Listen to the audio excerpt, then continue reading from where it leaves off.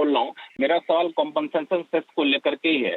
कई सारे ऑटोमोबाइल कंपनियों ने डीलर के पास अपने गाड़ियों को भेजा फेस्टिव सीजन सेल्स के एंटिसिपेशन में, और जब डीलर ने ऑटो कंपनियों से लिया ये कार तो कॉम्पनसेशन सेस ऑलरेडी उन्होंने दे दिया है। अब 22 तारीख के बाद अब ये रेट घट जाएगा, कॉम्पनसेशन सेस हट जाएगा, तो इनके पास जो कॉम्पनसेशन सेस का अमाउंट एक्यूमुलेट हो रहा है उसको सेट ऑफ कैसे करेंगे?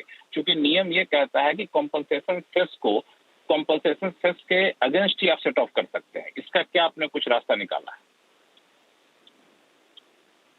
है? देखिए, जैसे इसमें जो कार्स हैं जिसपे कि जीएसटी प्लस कॉम्पनसेशन सेस लगकर उसकी जो मैन्युफैक्चरिंग यूनिट से क्लियरेंस हुई थी और अब वो कार डीलर के पास में है, तो डीलर उस पर अपना जीएसटी का आईटीसी ले लेगा और कॉम्पनसेशन सेस का उसने आईटीसी ले लिया।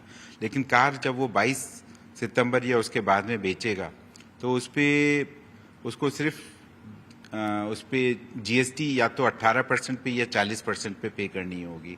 तो वो उसको जीएसटी की आईटीसी ही को ही वो यूटिलाइज कर पाएगा, बाकी जो भी डिफरेंस होगा उसको वो कैश में पे करना होगा। लेकिन जो कंपनसेशन सेस है उसका अगर उसके पास में कोई क्रेडिट एक्यूमुलेटेड क्रेडिट है तो क्योंकि उसमें कोई लीगल प्रावधान नहीं है उसको यूज करने का, तो वो लैप्स हो जाएगा। तो वो कॉम्पनसेशन सेस जो एक्यूमुलेट है वो लैप्स कर जाएगा, तो फिर उनको बड़ा नुकसान होगा इससे, तो कि नहीं कोई रास्ता है? देखिए, उसमें नुकसान तो ये कहना मेरे ख्याल से सही नहीं होगा, क्योंकि जब भी गुड्स पे रेट रिस्ट्रक्चरिंग होती है तो ट्रांजिशन पीरियड में कुछ ऐसी स्थितियां आती हैं कि कोई अगर पहले से लेवी थी वो लेवी अब नहीं रही, क्योंकि कंपनसेशन सेस की लेवी नहीं रहेगी, तो उस पर पहले जो आईटीसी होता है वो लैप्स कर जाता है।